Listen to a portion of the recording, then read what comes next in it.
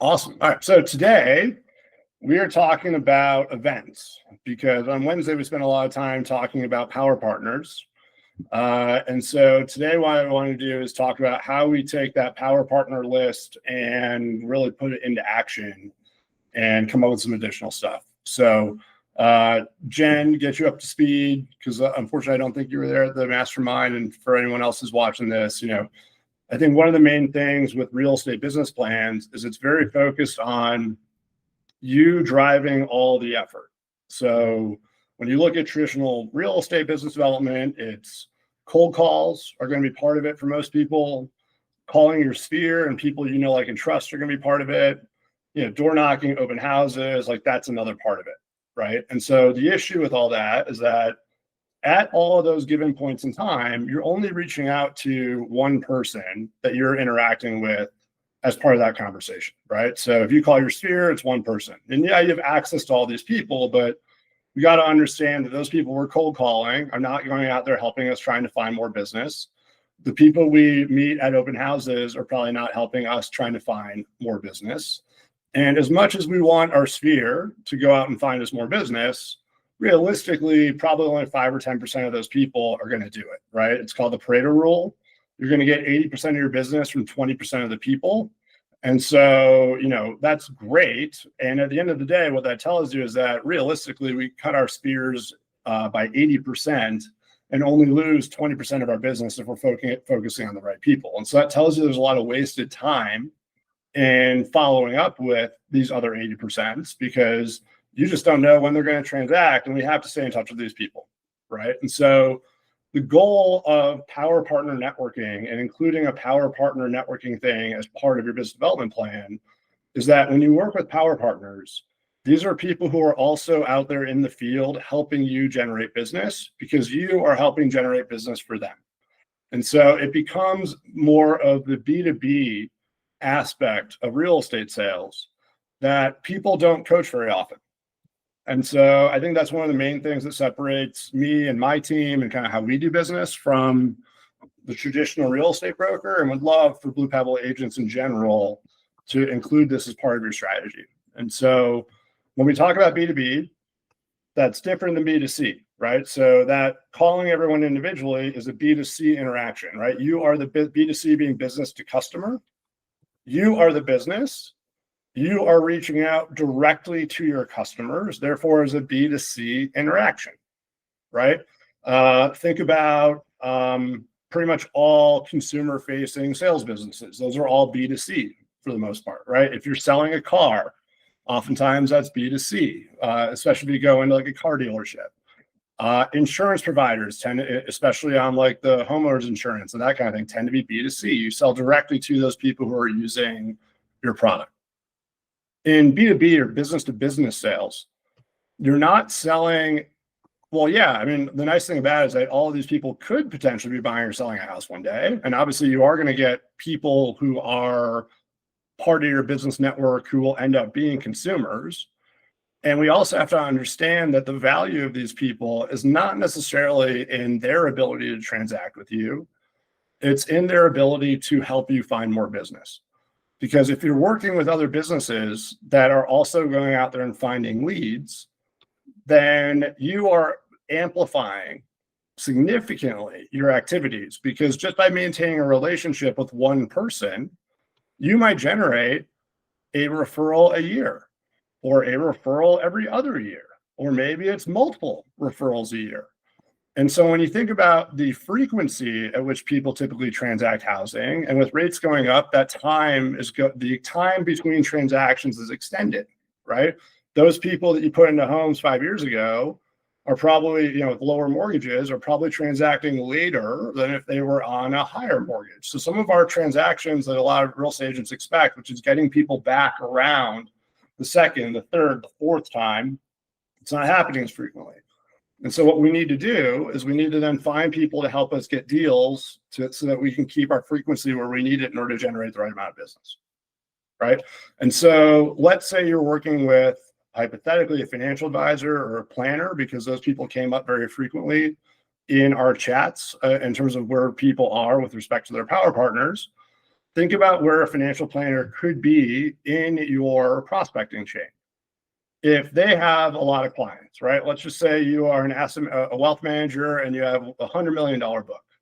That's a pretty good book. I mean, you've got clients who have a total net worth of about $100 million. And, depending on the advisor, depending on the shop, those people could have an average net worth of $500,000, $1 million, $5 million, something like that, right? And so these people have somewhere between, let's just say hypothetically, 20 to 200 clients that they should be interacting with on a quarterly basis. Now, in my opinion, if you're a financial advisor, one of the questions you should be asking all of your people every single quarter or every single time you're reviewing their financial plan is, are you planning on buying a house in the future? Because don't you need cash available for that? You probably need a down payment.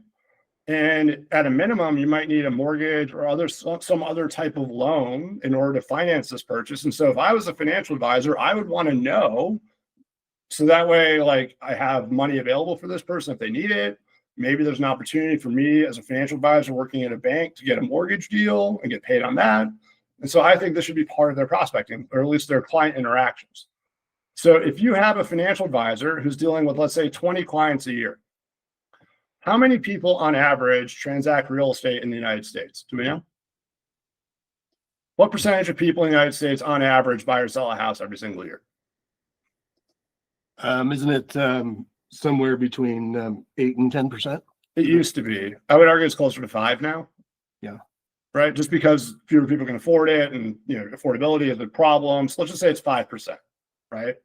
So if you have 20 clients, and on average, 5% of people are going to be buying or selling a house every year, how many people out of that 20 are going to be on average buying a house every year? One, right? Okay, cool. So if you knew that one person would have the opportunity to generate one lead for you a year, and let's just say you had 50 of those people, how many potential leads do you have? 50? Now, let's just say you get half of them, or a third of them, or a fourth. Let's just say you get a 25%, because you're one of 2 realtors that all these people know. Isn't that 12 additional leads for you a year?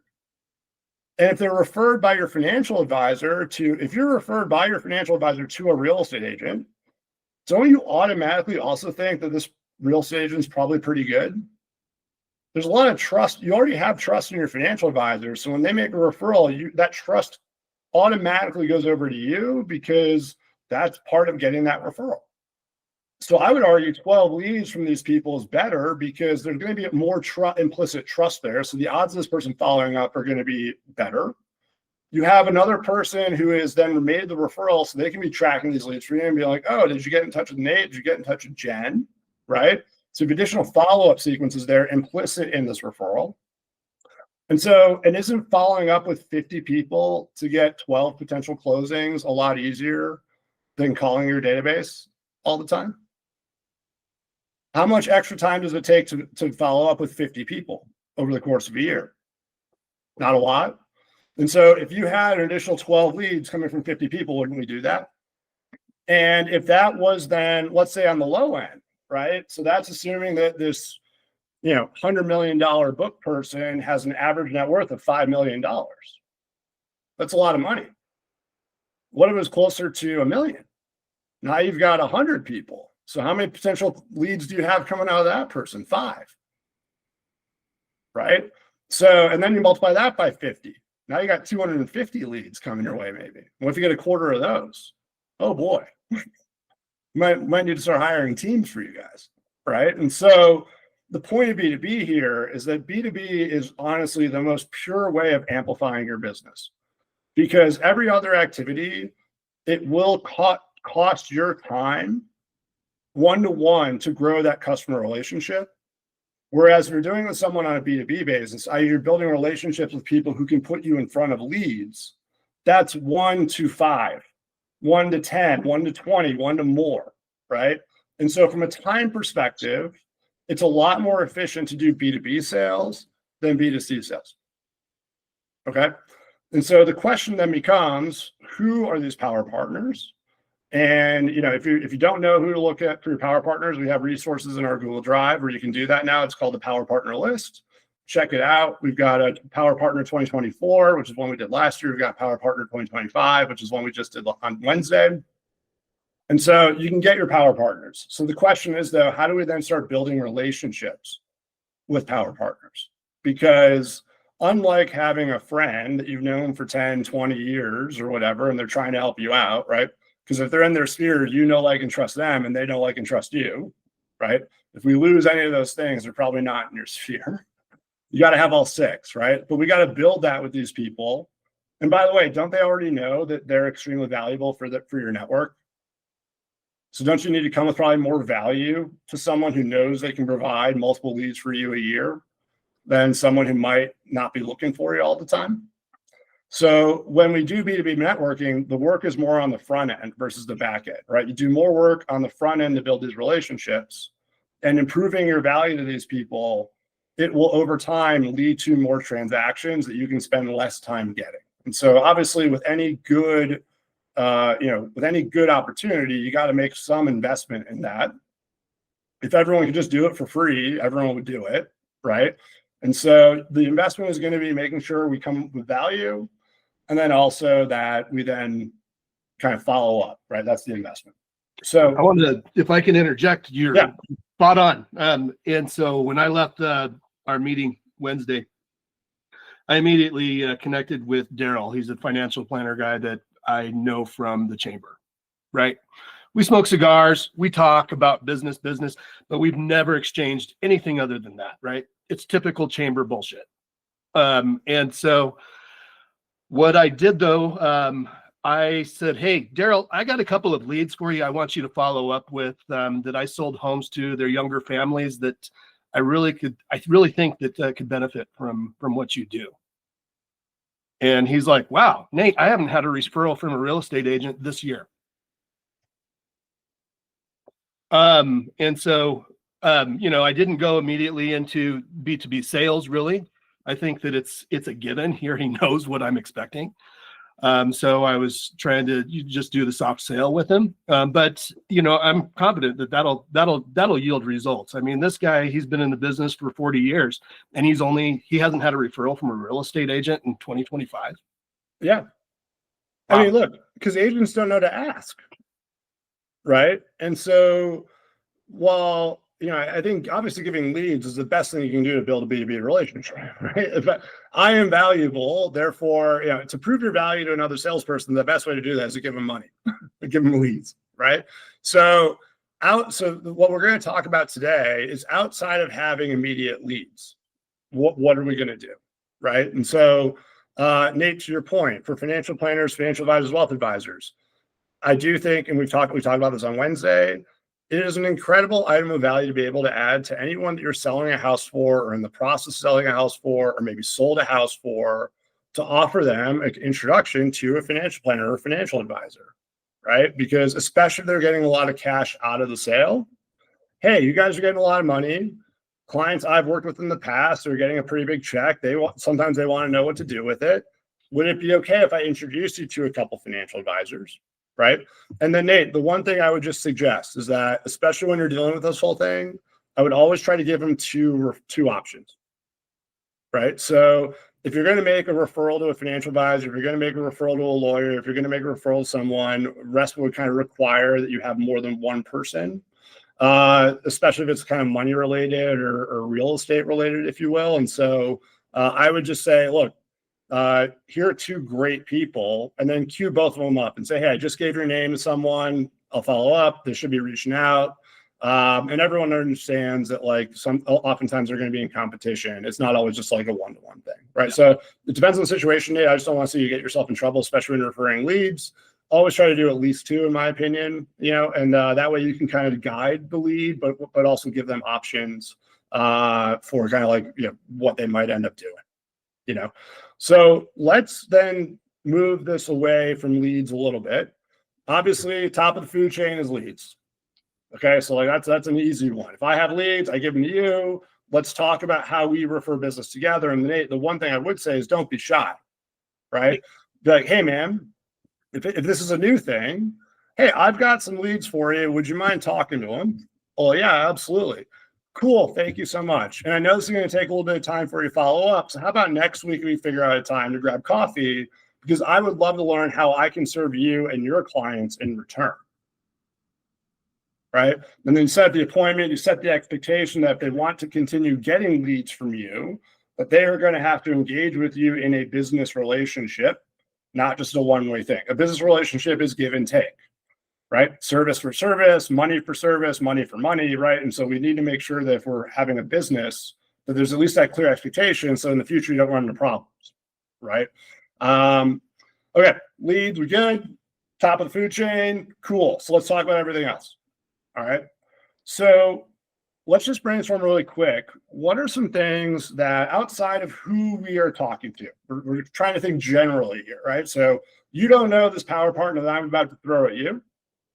What are some things that real estate agents have that are items of value these days? What are things that we do or we have or we know that are valuable for a general consumer who might be engaging in a real estate transaction or having a real estate conversation? We're naturally relationship oriented. We have big networks. Yep. We know who to call and when to call, right? Huge piece of value there. I agree with that. Huge network. Cool. What else do we have? We tend to know our areas very well. We're market experts, right? So we're market experts. We have huge networks. What else? We operate locally, and most of us have a very small business mindset. Okay. So how would that be valuable for a power partner? For a power partner, I think that it just makes things a little bit more personal, I think, than a corporate mindset might be, right? So I'm hearing empathy. Yeah, there you go. We're empathetic to people who are transacting because they're transacting in areas and lifestyles and people, and they are us, right? We tend to deal with our ideal customer profile, right? And so we can empathize with our ideal customers to a very specific situation, right? So we've got a huge network, we've got market knowledge, we have empathy. Anything else?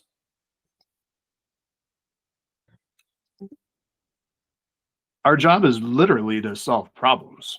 It's not necessarily just to help people buy and sell homes, right? And so if we can convey that well enough to these power players, if you convey it well enough, they would understand the value that you have for them, right? Can I rephrase that as process knowledge? There you go. Right? We are real estate problem solvers. Even though, Nate, you might have a media background, right? I mean, you do have a media background. You've done this. As an introduction for a real estate agent, your power partner might not think until they know you that you have an ability to solve media problems, right? When they make that referral to you or they get your name, they're going to think real estate problems, real estate process, right? Hey, Nate, why do I need an appraisal for an FHA deal, right? Like, what is an inspection? Like, what is this whole inspection thing that we need to talk about? Like, what is the market for that right now? Should they be replacing this furnace? Should they not? So, like, while we might have market knowledge in terms of the real estate market, we also have transaction knowledge in terms of the process about how to get real estate transactions done. Okay. So those are four things. We've got huge networks, we've got market knowledge, we have transactional knowledge, and we have empathy. Okay. So when we're thinking about items of value to give to people, we got to draw from one of those four buckets, because that's where we are uniquely qualified to add value instead of the other person that they're talking to. Because don't you think a financial advisor has other power partners? They probably have investment bankers they talk to, right? When you sell a business, what do you need? Financial advisor, right? They have CPAs they talk to. They have lawyers they talk to. They probably have, mortgage people they talk to. Do we think that they don't have general contractors that they know or have done work with, right? So when they call you as a real estate agent, they want real estate expertise and they want something that you can provide that no one else can. And in my opinion, those four things come from networking, come from market knowledge, transactional process knowledge, and just the ability to help people out through situations because we've either been through it ourselves or there's a high likelihood we've helped a client go through a similar situation or think about something or evaluate a situation with our empathy. Yeah. Is that fair? Yeah, when I spoke with Daryl too, he did bring up that he wanted to do a co-brand thing through my media company also, and this is something we could do through Blue Pebble, I think, really well. But he mentioned that he, right now people are having some issues, and he's like, "Hey, would you be willing to put together a market and equity kind of checkup together one-on-one for some of my clients if I were to send them to you?" I said, "Absolutely, I'll do it all day long for everyone." But I think that that's something that we as real estate agents, we talk about all day long, but we never put it to paper. So perfect segue, Yep. right? So the question is now, okay, if we don't have a lead at the top of the food chain, right? And we also know we have this great base of skills. We have market knowledge, we have process knowledge, we have networks, we have empathy. How do we then take this base and then bridge the gap between the base to these leads, right? And Nate, I think that's why I love what you said. That was a perfect segue into how do we then do all this together so we can go from this base to leads, and you do that through action. And those actions that we're going to talk about today, so the middle piece, right? And so let's think about this generally. And Nate, I think that was a great start. Okay. Another thing we didn't talk about that you guys have is you have access to marketing and advertising. Don't you guys have to market and advertise yourselves all the time? Don't you have specific resources, i.e. Sterling, i.e. virtual assistants, i.e. other things that you can put together? Nate, Hotshots, you got a separate thing. That's another great piece of leverage. Jen, you got your other businesses as well, right? So like marketing, co-marketing, co-branded stuff, right? Great segment. But the question is, what are we co-marketing? Okay. And like, how are we then using each other's networks to do it? And that's more the meat. So Nate, the key you had there was a home valuation, right? Or a market update. Great. We pulled from the market bucket, right? Now, I would argue a consumer can go on Zillow whenever they want. If you go to the Blue Pebble website now and you scroll down to real estate resources, you're also going to see a new module that we're going to launch where someone can go on and get a free home estimate valuation off the Blue Pebble website. So if you're ever doing market related stuff, market knowledge stuff, it can't just be the number. The number is free now, right? Everyone can go on and get their estimate. Yep. Right? Or you've got HomeBot, or you've got whatever, right? So whenever we're doing market, if you want to show value, it can't just be a number. We also have to do other stuff. So Nate, what I would challenge you on that side of things, if you are doing market analyses, CMAs, one-on-one consults with people, also make sure that you're going into the sub-market dynamics, right? So like, let's talk about your neighborhood. Let's talk about a condo versus a home. Let's talk about some of the differences going on so that I can frame the market and just start peeling back those layers for you. Because you have market knowledge, you know how to read the tea leaves and tell people what's going on. Anyone can get the number, but there's a lot more, as we know, going on underneath the number. Dave's on market, marketing strategy, how pricing strategy. Like there's more, and so you got to be the expert at a deeper layer, right? By the way, this is also what AI can't do. It's really hard to get AI to give the right, to give it everything that you guys are seeing all at one time and all these subconscious things that you don't even know you're thinking about to derive and synthesize a really good, solid, concise thing that is relevant to the person you're talking to. Okay? I think you're very right. So like if I'm sitting down on a listing presentation, for instance, which I would still be doing the same market and equity kind of checkup anyway, right? Same thing. One of the things that I like to do is kind of do a turnover rate in the neighborhood. Make sure that I understand the turnover rate.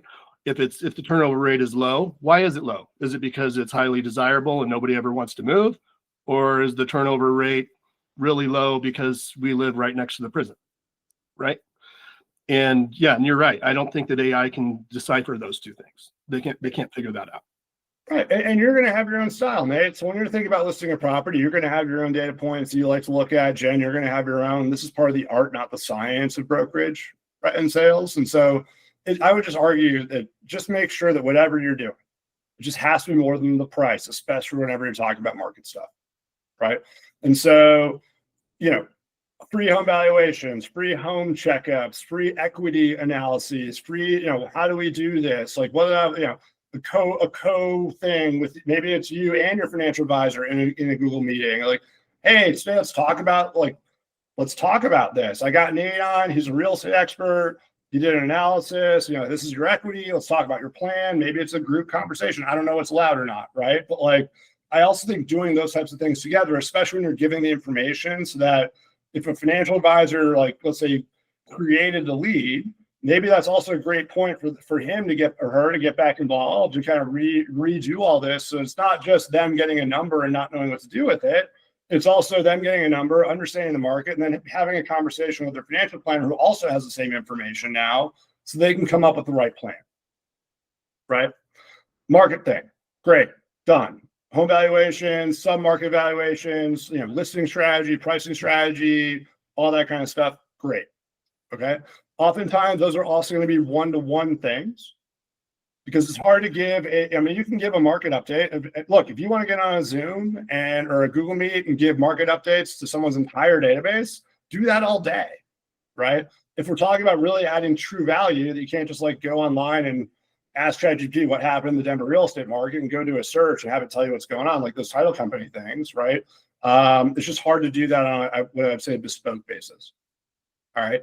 So what's something else that might be able to thread the needle between a truly bespoke thing where you guys are going to have to spend 15 to 20 minutes doing and kind of doing some research and analysis before you get on a call? And if you do that 100 times, it's a lot of time and you don't know if there are any leads coming, right? Versus a more general thing where if you're just giving a broad market update on Denver, are we really showing expertise in something? So how can what are some things we can do to take that kind of like bespokey feeling of like, oh, I'm getting the exact information I need and I want, while at the same time hitting more than one person at a time?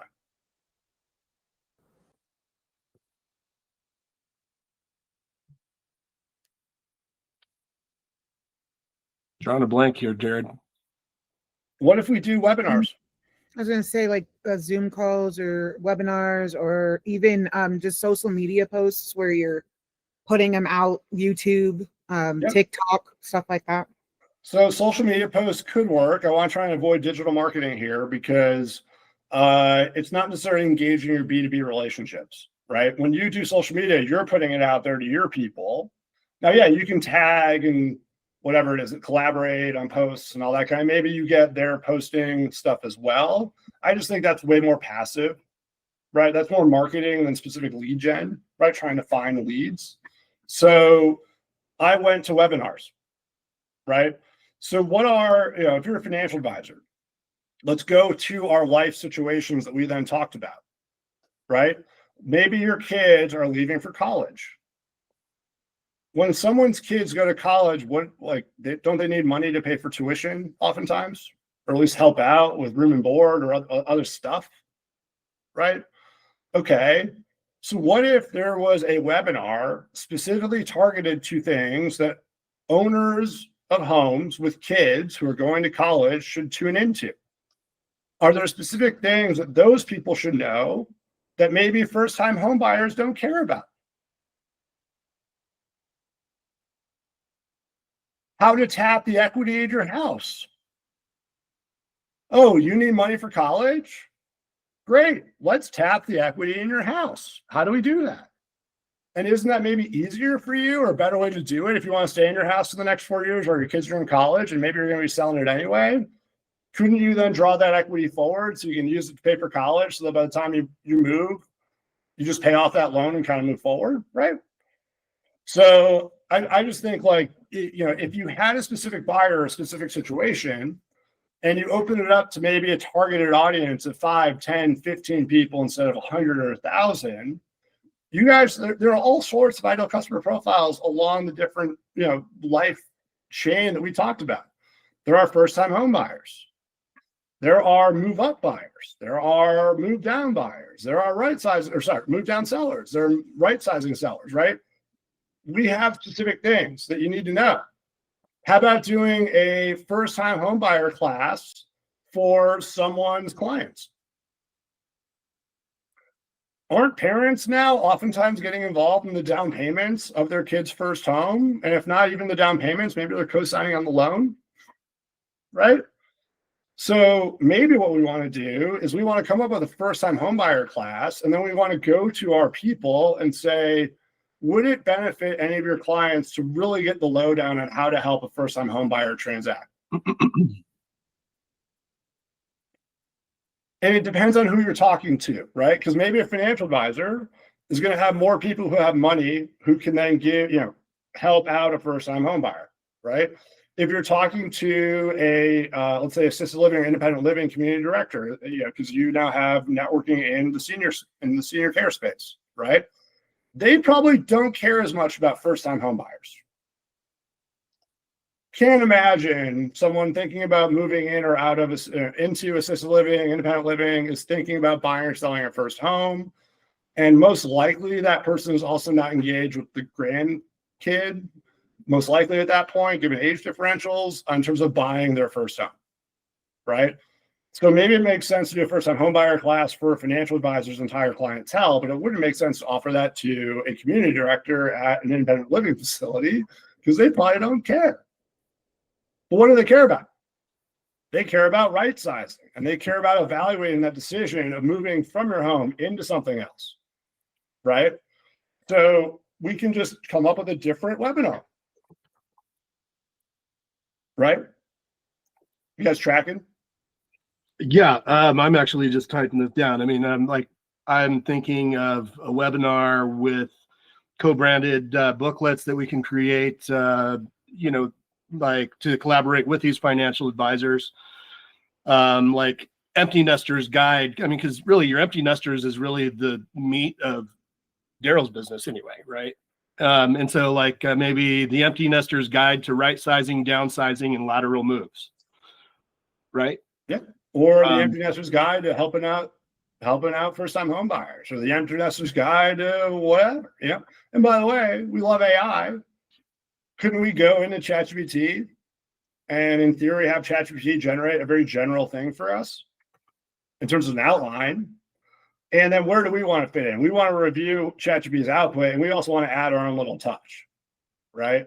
So don't just go into ChatGPT or whatever AI system you're using to generate these materials and just assume that some generic AI output is going to work for you. We've talked about this before in our AI training, right?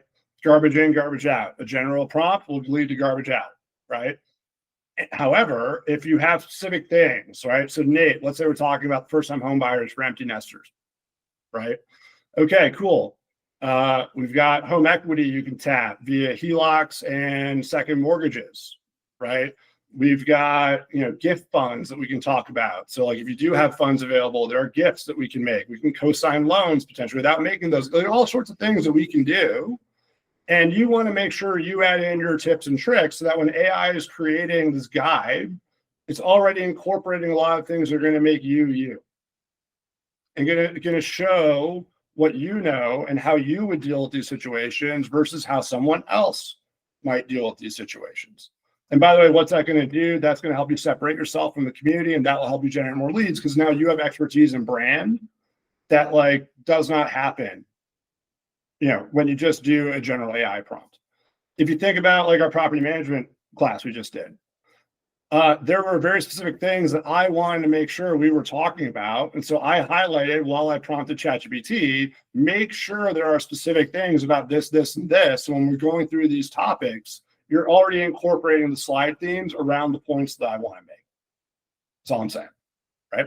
Okay, webinars, Zoom things, very easy, right? Especially with Jam and the VA team, they can help throw all that stuff together for you, right? Really, really cost efficiently.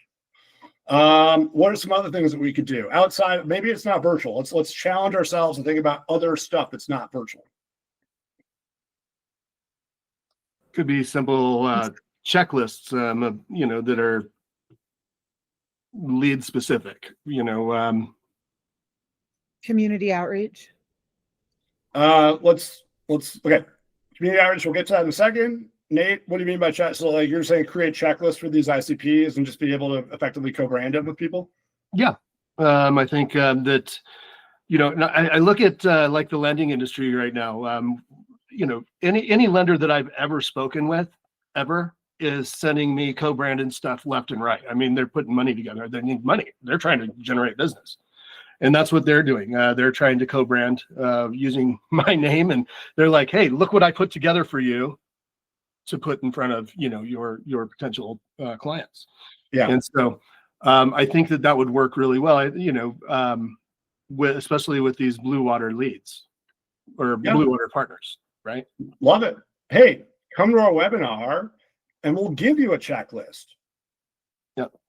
Right? Come to our thing or whatever. And yeah, you can have this anywhere. Hey man, if you ever need it, here's my checklist, send it out to whoever you want. I just feel like that's a little more passive, right? Yeah. I'd rather create a hook. Join our webinar and get a free checklist, right? Or register for our webinar and get a free checklist, right? So let's go to community outreach. So Jen, what did you mean by that? Community outreach. It's kind of what I asked. I said you got to be in person, so you kind of have to reach out to the community in order to do that. So, well, doing things like canned food drives or things where you bring using your partner as well. Get the community together for stuff like that. Even like my walk that we did, sponsoring and doing stuff like having you and your partner sponsor a charity and then go set up a table and be there together, so that way you guys are there to both talk and with people, stuff like that. I love that, and I'm going to put that in a different bucket. Your community outreach should be part of your cold lead gen in the form of farming, right? When we're talking about B2B business, what we're trying to do is put ourselves directly in the path of leads who are having real estate conversations. So you kind of want these people already pre-qualified for you. My issue with a community drive now, I'm not saying don't do it, right? If you're a financial advisor and you want to look, how much better would a food drive be if you were partnered with somebody else? I mean, you can help more people, right? So the mission of the event is improved just by partnering with others to get the word out there. That's an unbelievable thing to do. And that's farming. Okay.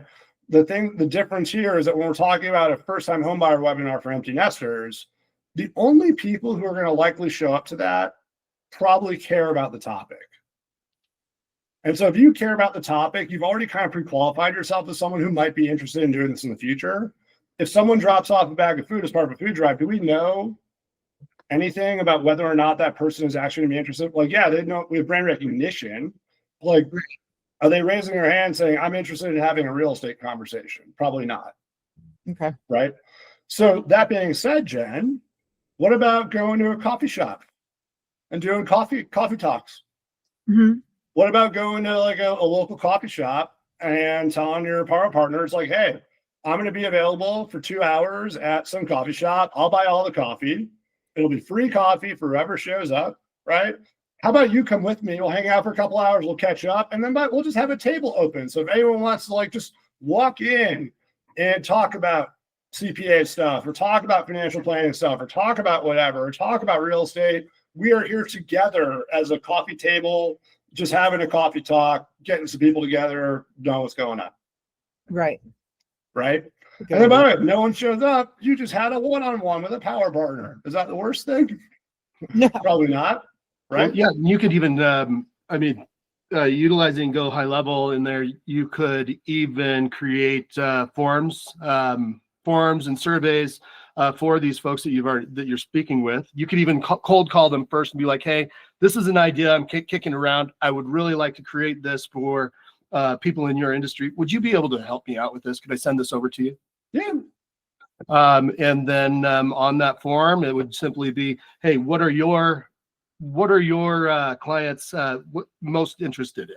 And then you could have a series of things: empty nesting, right sizing, downsizing, divorce, anything in there. And then once they've put that together, then of course you call them. That's your opt-in to go and be like, hey, let's go have coffee. Thanks so much for doing this. Let's hash this out and let's co-brand this. I'll pay for all of the marketing and put you right on my landing page. Maybe we could host the webinar together. Let me throw the situation back at you. I'm not saying I don't like it. I just want to throw it back at you. Let's say you got an email from a mortgage guy, right? And hey, Nate, I want you to take this survey. I'm thinking about doing all sorts of different things. What's most interesting to you and your clients? Versus, hey, Nate, it's so-and-so. I've got an idea for a class that I want to run, and I really think it could be interesting for you and your clients. When are you free to grab coffee and talk about it? Perfect. And then you have all the options available to discuss, because I don't think people like to be telling you what to do to help them. They want you knowing what to do to help them, right? So having a plan. I think, go ahead. Yeah. So basically just having a plan already in place that they can attach to rather than help you build the plan. Right. Or I mean, and that would be like A+. Hey, I've got 3 ideas for events, and I want to talk about the one that would be best for you and your clients, right? Because I want to help us market. I want to get our names out there better. And I would love to work with you on that topic. So I can open you up to my database, and you can open me up to your database, and maybe we get some leads out of that, right? I'd say like B level is, hey, I want to talk about an event because like I don't know exactly what you're going to need. I just know there's an opportunity for us to get information out there and really show ourselves as experts to our respective databases. Let's get together and talk about it. I still think that's better than sending them an email, getting some feedback, and then waiting for that. Because the other issue there too, bud, is that you're waiting on their response. You might never get that. Yeah. True. Yeah. So coffee talks. What about just like happy hours or events? One of the things that we were talking about doing was like, Matt and I are kicking around an idea of, like doing a golf and real estate thing, because I used to teach golf to kids. And so like we would do like an open golf session where, parents drop their kids off at a range. I've got like 5 or 6 kids I've given like a group lesson to. And Matt at the same time can talk to people about real estate because they're in the back and they get a couple extra conversations. Whatever, we're trying to figure it out. But like, I'm just showing you like kind of the direction that we're going. Like, how do you then get a small group of people in the room who know they're about to talk about something real estate related? So they're already pre-qualifying themselves. And you then get to have a conversation, you have somebody else helping you out, right? That's kind of the main point. You're not filling that room. Somebody else also bears that responsibility for filling the room. So what other, so like, I guess, one other thing we haven't talked about yet. So, I mean, we've talked about webinars, we've talked about Zoom stuff. We've talked about, these targeted coffee hours. We've talked about maybe other events that we can do to get small groups of people in the room. What's one other thing that we haven't talked about? Small groups of people. Goes to your networking value.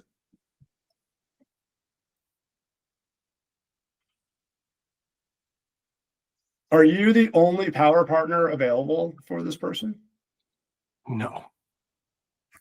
We listed like 100 power partners, I think, in our little mastermind in half an hour for ourselves. Do you think that if someone really thought about it, they could figure out at least 2 or 3 other ones? Oh, yeah.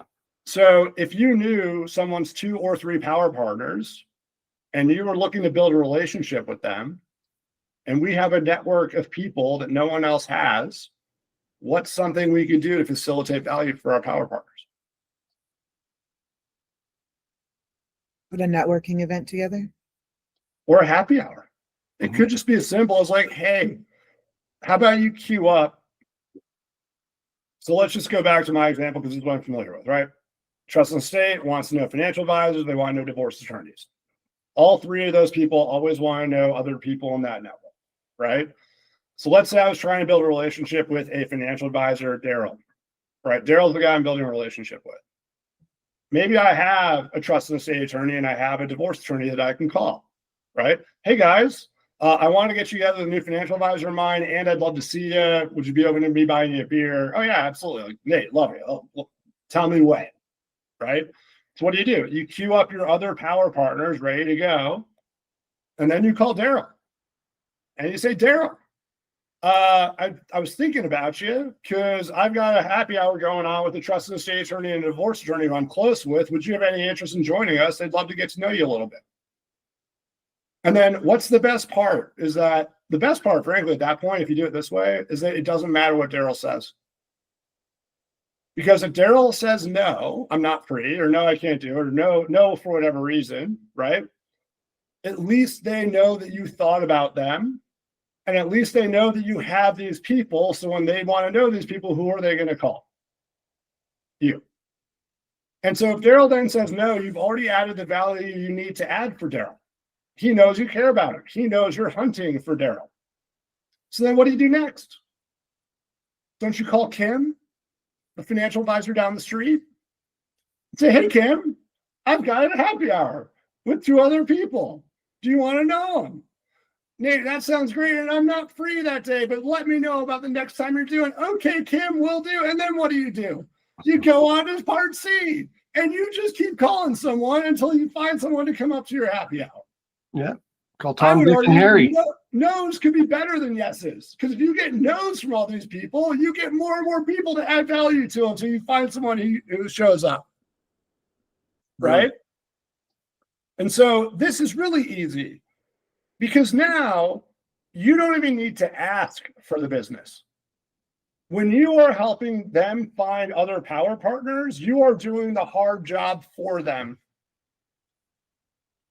People hate networking. They hate sales. So if you can give them a referral partner teed up on a silver platter and say, Daryl, go meet these people, please. You've just created so much value. Because no one does that, especially in a very targeted way. When they're talking about networking events, Jen, I just got one. It's called Suns Out, Guns Out. It's a bunch of guys and girls, and they go out and shoot clays for a day. It's like 100 people. Yeah, that's cool. But like, I don't want to go to 100-person networking events anymore. I don't want to go to 20-person networking events anymore. You don't build relationships in those rooms. You exchange business cards. And then, by the way, everyone just like puts the real estate agent label on you and shoves you off into a back corner with the other 10 real estate agents they met at these 100-person networking events over the last 3 months. And how are you ever going to separate yourself from them? You know, I think that these targeted happy hours of getting 3, 4, 5 people together and you just facilitating small group connections. By the way, don't just do it over beer. Do it over golf. Do it over watching a basketball game. Do it over crafting, Jen. I don't know. Right? Like, do it over like anything. It's not like do something. I mean, look, if you're all cool enough and you think conversation wouldn't run dry and like you can just get everyone a beer or drink or coffee or whatever and sit down and have a good time, go for it. Right? That's super easy. Golf simulators, really easy. Let's see, watching sports games together, like the Nuggets games or the Avs games, or hey, let's get together after work. We'll watch the Nuggets game. You don't need to go; just go to a bar. Watch it, right? Weekend things. Hey, we're getting a bunch of people together at the playground. I don't know, like come bring your kid. We're going to a water park. We're going to whatever. Like, oh, Jen, you know this better than me. I don't care. Like, we'll go do kid stuff together, right? We're going to hang out and talk while our kids go do something fun, And I think it's more like, how do we get people in the room? I did. So how I got Hotshot Pros started was literally through meetup.com. I started 3 or 2 leads groups and I joined 4 others. And in those lead groups, the way that I had set them up, I wouldn't let one person in the same industry be a part of the group, period. And so it was easy for me. I mean, no photographers were doing that at the time, so I could join any leads group I wanted. But maybe it's just getting back to my roots, ponying up the $200 a year to organize 3 meetup groups. Yeah. I mean, that's a lot. So Matt and I tried to do that. I'll just say, like, we did try that. Meetups are like, I think this goes to passive versus active. In my opinion, meetups are passive. You're going to put a meetup out there in the world and you're going to hope that good people show up. Yeah. What I'm talking about doing is you already know the good people and you just need to coordinate getting them in a room. And so, like, let's say I had 20 people in my network, because you already do, Nate. Let's say you had 20 people in your network that were all salespeople, business development people. I think it is way more effective for you to take a couple hours a week and do, let's say, one event a week or every other or something, where you just rotate out of those 20 people. And you just say, like, hey guys, this week you're on my list, we're doing this. This week you're on my list, we're doing this. And you just fill the room with the people that you want it to be filled. Do meetup if you want, because that might help you increase your network. And the better way to do it might also be, hey John, I'm buying beers for everybody. And the only thing you need to do to show up to this thing is bring someone who does blank. Because then they're pre-qualified by the person that you already know. Yep. When someone walks in a meetup, you have no idea who they are. Right? That's true. And you're then taking a lot of risk if you ever refer that person, because you don't know, you just met them, right? They might present really well and then just totally drop the ball. And then what's your recourse? Whereas if you meet someone through a friend and they drop the ball, what are you going to do? You're going to call your buddy and be like, dude, what the fuck? Right? So, yeah. Hey, I hear you, Jen. I hear you. It's actually not harder to do it my way. It's just a little bit more targeted. You're going to spend the same amount of time delivering the product, i.e. you're going to spend a couple hours just as you would at a meetup getting it all done. What you're trying to do is curate the room. And also it's an and. Do meetups and. Until we're so busy with deals or so busy with other stuff, it's an and thing too, Nate, not just it's not a but or, if you will. Right. Yeah. And maybe it's something as simple as hosting these webinar type things right from Zoom or Go Meet. Yeah. What about, we got 4 minutes left, so I want to give you a follow-up sequence for all these people. Okay.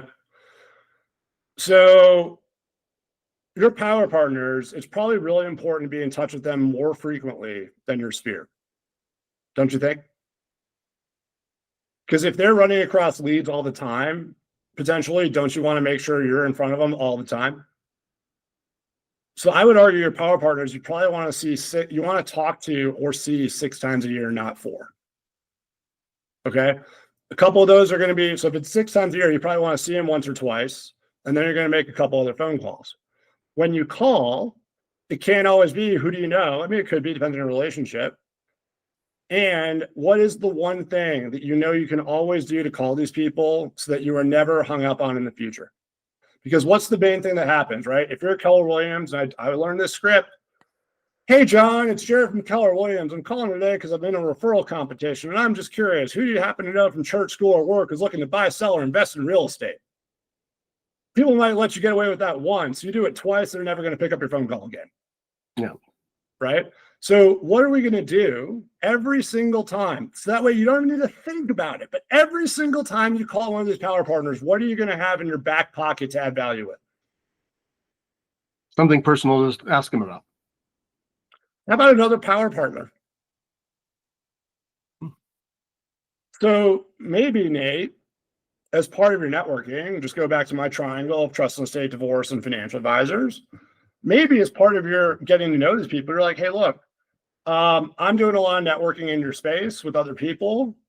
If I were to beat someone that is either a divorce or trust and estate attorney and you're a financial advisor, do I have your permission to make an introduction for you?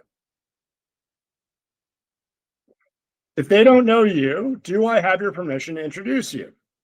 Oh, yeah, Nate, absolutely. I'd love to. Yeah, whoever. I'll talk to whoever, right? Great. So now, if you have, let's say, 4 of those people who are open to receiving any of your introductions right now, right? Then when you call, all you got to do is figure out who's the person you want to, who in your list of people is this person going to want to know this week or this month? And then you're already prepared. So the call is a lot easier. It's like, hey, John, it's Jared from Blue Pebble. How's it going? How's the family? How's work? How's your vacation that you were talking about a couple months ago? What are you doing over the next few months? All right, great. Hey, look, I was just talking to Sue. She's a trust and estate attorney over at Sue and whatever. And she mentioned she's looking to meet some financial advisors. Would you be open to the connection? Oh, Nate, absolutely. Cool. I'm going to send that to you in your inbox in a second. Give me about 15 minutes. I figure out the phone with a couple other people and I'll send you that introduction. Hey, by the way, I'm just curious. Have you talked, we talked about this before. You're with respect to your clients who are maybe thinking about getting mortgages over the next few months. Have you talked to anyone recently who I might be able to reach and get back in touch with? Yeah. How much easier is asking for that referral when you're giving them a power partner? Yeah.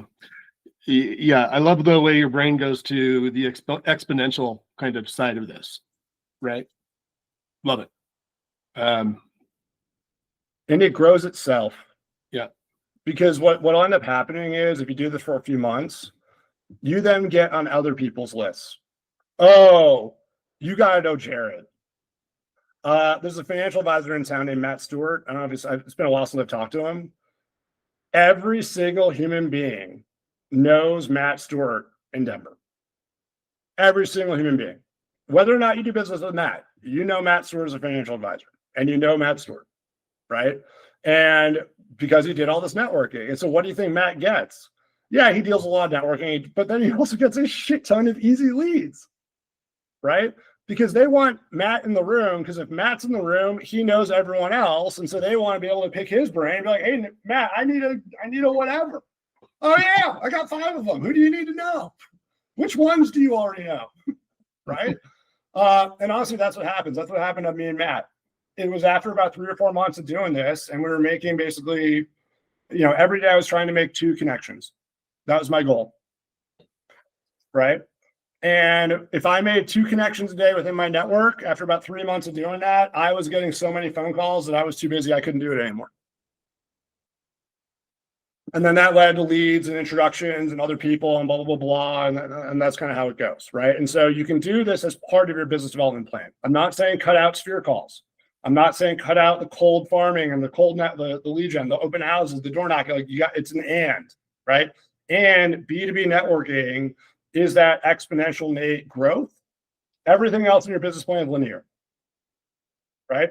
The more people, the more opportunity, but the more effort. This is linear. The more people, and I get incremental effort, right? For a little bit more, I get a lot. That's what we're going for. Higher return on investment of time. Love it. Good job, guys. Anything else before we break? I think everything's golden on my side, man. Thanks again, Jared. Appreciate Absolutely. it. Go get Power Partner Networking. Go get it started. Just make connections, add value, set up some coffee appointments, figure it out. It does not work until you just get your hands dirty. Okay? Right. Thank you. Awesome, guys. Have a good weekend. Happy Halloween. Be safe. Yep. Happy Halloween. All right, bye, guys. See you, Jen. Bye.